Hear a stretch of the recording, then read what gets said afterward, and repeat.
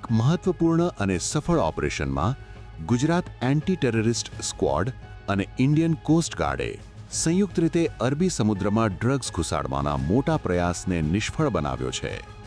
પોરબંદરના દરિયામાંથી 200 કિલોથી વધુનો ડ્રગ્સનો જથ્થો જપ્ત કરવામાં આવ્યો છે. માહિતી મુજબ દરિયાઈ માર્ગે આ ડ્રગ્સનો જથ્થો ઈરાનથી પોરબંદર લાવવામાં આવી રહ્યો હતો. ગુપ્ત બાતમીના આધારે એટીએસ અને કોસ્ટ ગાર્ડે પોરબંદર દરિયા વિસ્તારમાં નજર રાખી કાર્યવાહી કરી હતી. તપાસ દરમિયાન શંકાસ્પદ બોટને અટકાવી ચેકિંગ કરતા 200 કિલોથી વધુનો નશીલા પદાર્થનો જથ્થો મળી આવ્યો હતો. એના પાસેથી જ્યારે એની ચેકિંગ કરવામાં આવેલી તો 203 પેકેટ મળ્યા છે. 203 પેકેટમાં જે કેમિકલ છે એક વ્હાઇટ કલરનો પાવડર જેવો છે, જેને હાલમાં જસ્ટ બોટ અમારી જેટી ઉપર આવી છે. એનો એનાલિસિસ ચાલુ છે. એફએસએલ ત્યાં પહોંચી ગઈ છે.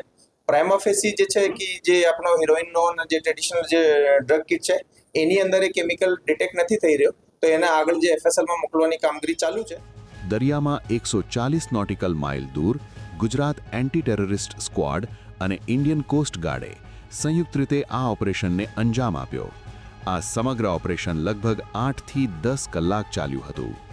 ડ્રગ્સના જથ્થા સાથે ઈરાનના 2 ડ્રગ્સ પેડલરની ધરપકડ કરવામાં આવી છે. હાલ તેમના પાસેથી વધુ માહિતી મેળવવા પૂછપરછ ચાલી રહી છે, જેથી આ જથ્થો કયા નેટવર્ક દ્વારા અને ક્યાં પહોંચાડવાનો હતો તે અંગે વિગત મળી શકે.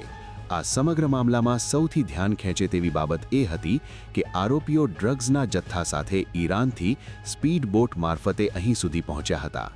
સામાન્ય રીતે આ રીતે ડ્રગ્સની હેરફેરમાં મોટી બોટનો ઉપયોગ થયેલો જોવા મળતો હતો. સન ઓફ ઇસ્માઇલ રહે ચાબહાર કોનાર અને બીજો પણ અબ્દુલ સત્તાર સન ઓફ કાદરબક્ષ રહે ચાબહાર કોનાર, ઈરાનના બંને રહેવાસી છે. આ પર્ટિક્યુલર કેસમાં સરપ્રાઇઝિંગ આ છે કે જનરલી આપણા કેસીસમાં બહુ રેર હોય છે કે બહુ સ્પીડ બોટ ઈરાનથી અહીંયા સુધી આવતી હોય.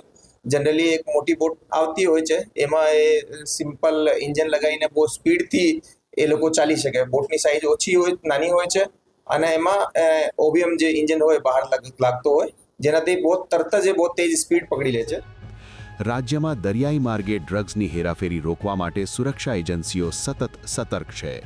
આ સફળ ઓપરેશનથી આંતરરાષ્ટ્રીય ડ્રગ્સ રેકેટને મોટો ઝટકો લાગ્યો હોવાનું માનવામાં આવી રહ્યું છે.